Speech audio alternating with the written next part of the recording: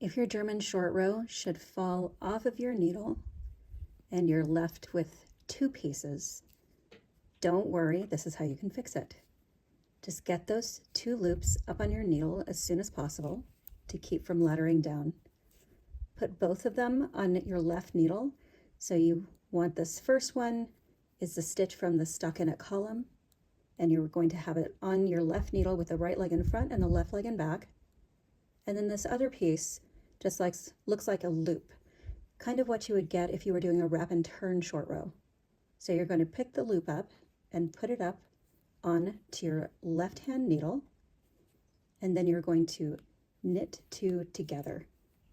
That hides the loop behind this column of stockinette stitch, and you can continue on with no problem.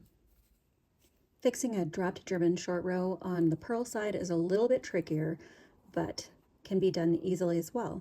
If you drop it, you're going to end up with two pieces just like before. So you have your stitch that's part of the column here.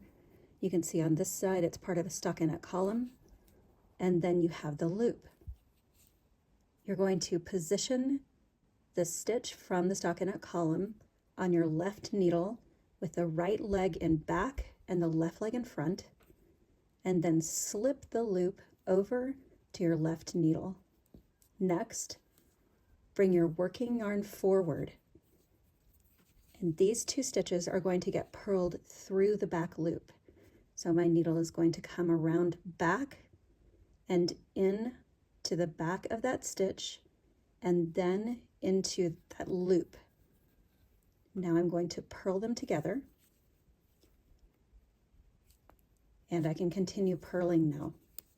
So this hides the loop behind this stockinette column of stitches, and no one will ever be able to tell you had a little mishap.